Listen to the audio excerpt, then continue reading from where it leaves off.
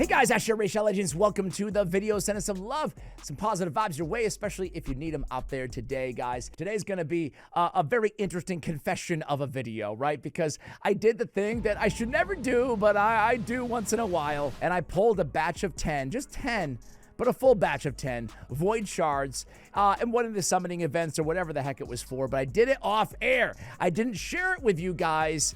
And listen, you may or may not have watched all of my shard opening videos over the last few days, but I've whiffed once, I've whiffed twice, I've whiffed again and again and again and again. Yeah, I struck out going for every single Assassin's Creed character.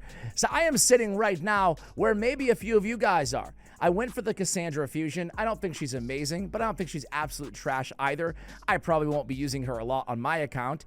But I will say, I am really impressed with Ezio, right? I did a guide on him, a few guides on him. I absolutely love this dude. The more I play around with this guy, the more I love him, honestly. I think they nailed it. I think he's better than, well, it depends on what you need, right? Everything's preference and your account is different than mine. But I think objectively, he might be even better than Mikey and Xenomorph, right? The other two free champions that we just got. That all being said, tomorrow, I'm going to have Scratch on the channel, and we're going to rank all the collab champions together in the last 3 IP collabs. So Predator, Xenomorph, the Ninja Turtles, April Shredder, as well as all the Assassin's Creed champions. All together, we're going to power rank them. Who do you guys think is the best? How many do you guys have? That will be tomorrow. But I did get my hands on one of them off air. So who was it? Actually, it was for my favorite faction.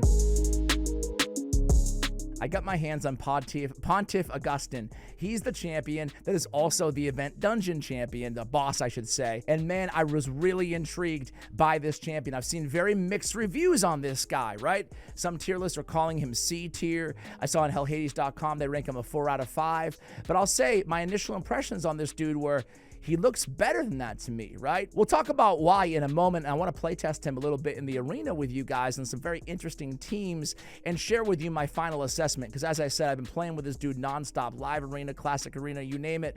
And I have a firm opinion now, but it has wavered, right? I will say that it all started for me with Odin. These really interesting, unique passives that trigger in some way, right? So every 9 turns, place a block damage buff on this champion for 1 turn and a debuff spread. You guys are familiar probably with Odin's passive, right? Something that just happens that's not predicated on him taking a turn. Now, there's other passives like this over the years, but for me, Odin started to really pioneer this new thing that they've leaned into time and time and time again subsequently. Champions like Queen of Hearts, every 10 buffs the enemy team receives, she gets a turn. You can cut in line. Champions like the kind of the old school version of that is Valkyrie, right? Like an OG in the game. Where is she? Right? With turn meter increased by 10% each time an enemy champion places a buff. Queen of Hearts is kind of the new version of that, right? But it all started, I guess, way back in 2018, 2019 with Valkyrie. Anyway, we see more and more of these busted passives though, right? Gallia is another one, right? He has every 10 debuffs this a champion's team receives. He activates Blood of the Pact, which is a cleanse, right? And a heal and a shield and a fortify. So we're seeing a lot of these champions, these passive skills get more and more valuable, more strong, the longer that goes on in Raid Shadow Legends. Thus champions like Little Chalco, right? With the block passive skills. Champions like Ramantu, right? Are really becoming more and more valuable because of the block passive skills. And of course, the best example of that would be the ever so strong Carnage, one of my top champions, honestly, inside the entire game, especially in PvP, because he has the block passive skills that can't be removed.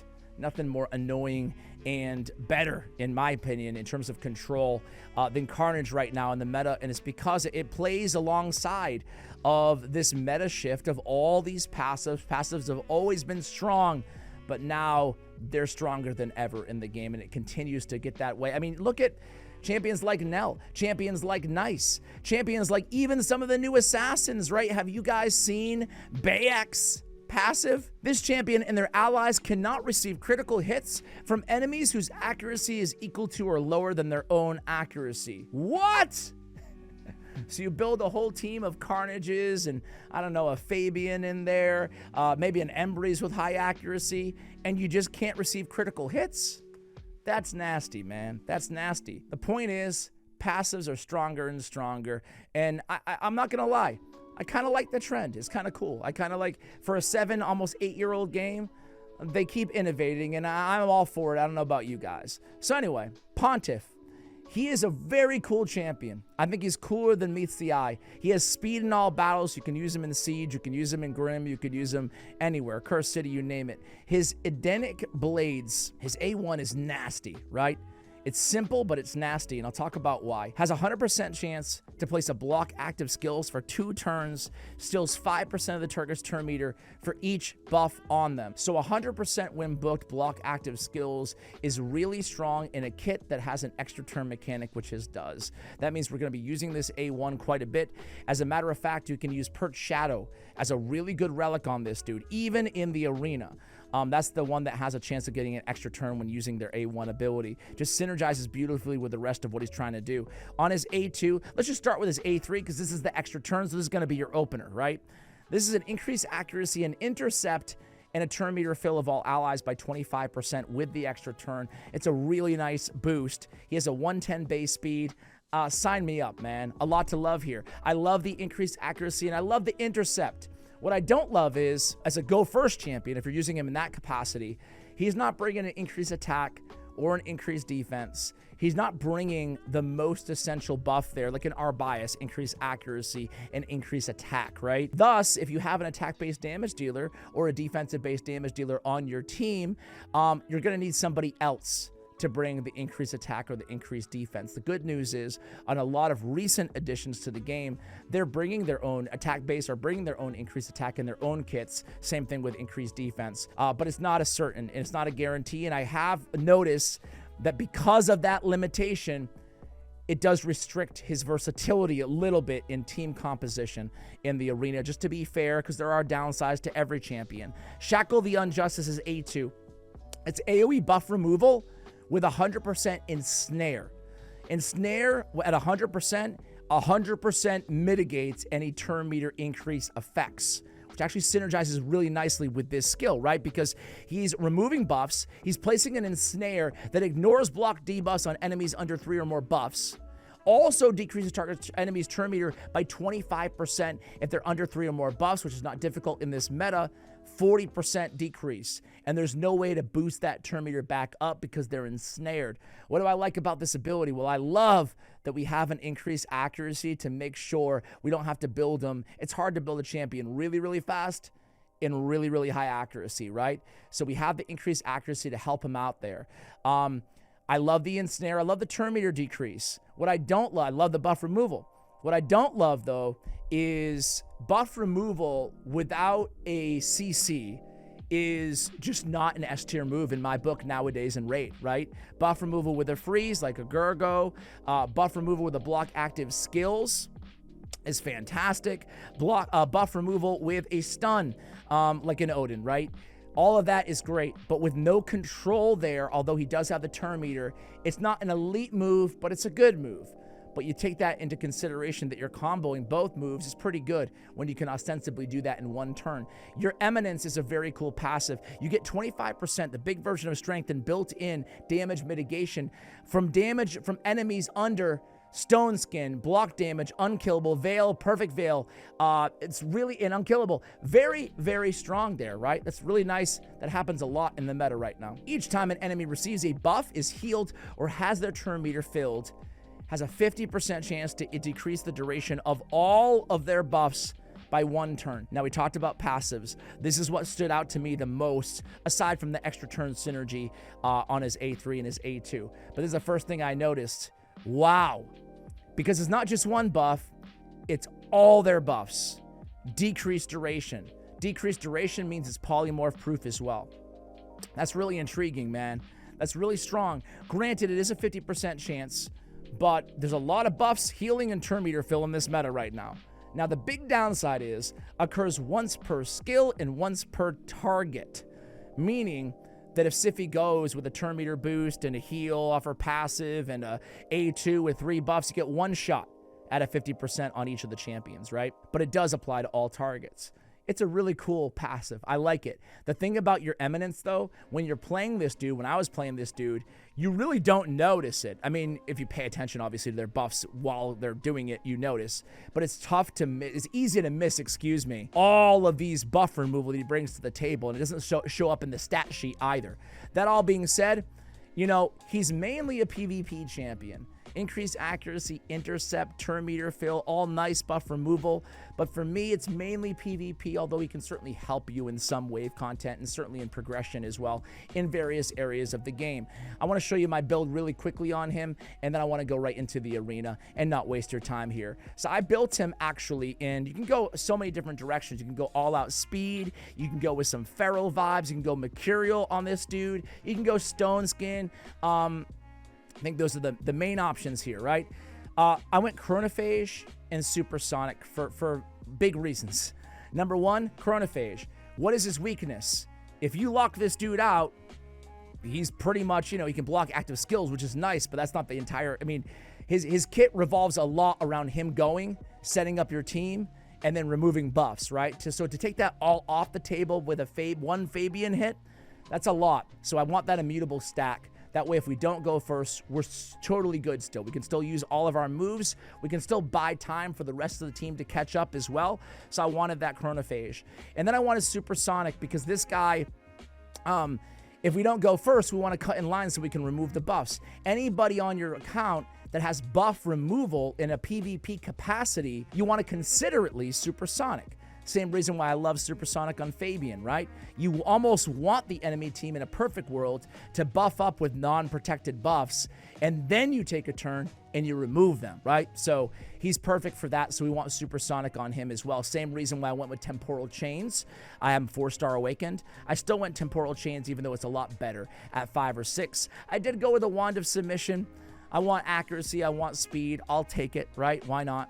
And then total stats on him are going to be 630 accuracy. Now, normally in the arena, I need it to be a lot higher where I am in the arena. Platinum, borderline top 500 in live arena seasons. So I need him to be higher than 630. He's not going to be removing buffs from support or sustained champions. That being said, though, with the increased accuracy, this is closer to 1,000. You know, so it's going to be beautiful when he can't be locked out. 342 is not the fastest, especially for a go first champion with that turn meter boost that he brings to the table. Very nice on the A3 at 25%, but it's not fast enough.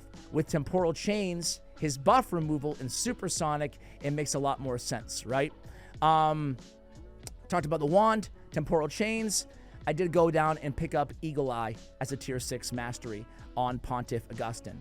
All right, there it is, guys. Let's go ahead and go into the arena. So I'm going to cut to the chase a little bit here, right? And say that the biggest use case I have, I'm just going to get a fresh slate here.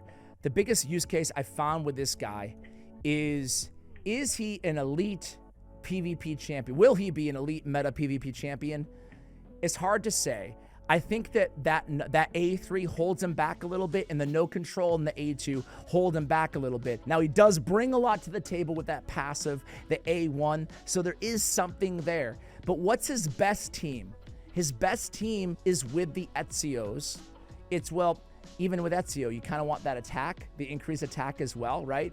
But his best team are empowering champions like a Volcanos or a Nell, somebody who has a lot of susceptibility to polymorph, right? Because he brings the intercept. What does Volcanos want the most? He wants intercept and increased accuracy, and we have that, right? Same thing with Nell, right? So that's who he fits very well with.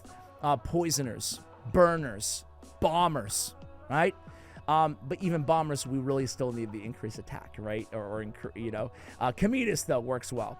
Anyway, let's jump into the arena here. He's not going to have the same versatility that some of the other R biases are going to have because of the lack of that increased attack. But in this sort of capacity, he's really good. So we're encountering 4 stone skins on the enemy team. And we got a Predator, an Embreeze, a Cock, and a Theodosia. So what do we want to do? Obviously, we're going to set up with the intercept and the increased accuracy. We're going to go in here and have a chance at buff removal. Now, unfortunately, we get 3 bad coin flips on the stone skin. So that really puts us at a disadvantage right out the gate. Let's go ahead and control Galeas, and let's beef up because we know we're going to get hit super hard here. I'm just going to go in with the A2 of Volcanos. They're going to switch forms with Embry. They're going to HP swap and atomize. We did end up losing our Naime, which honestly sucks, but it's not the end of the world. Now we can kill Theodosia right here. And now, I'm not sure if you guys have noticed, but you're probably already seeing right now that it is very challenging to see when the buff durations decrease. I'm sure we've seen it here. That's the block active skills on Embry's, which you got to be careful what you ask for here, because his A1 smacks. We're going to go in. We're going to hopefully kill him right now with the A3. And that's fine. Now we're going to block his passives. And now we're in a pretty good position here. We can go right in on Predator, block active skills, kill him with that A1, and there we go.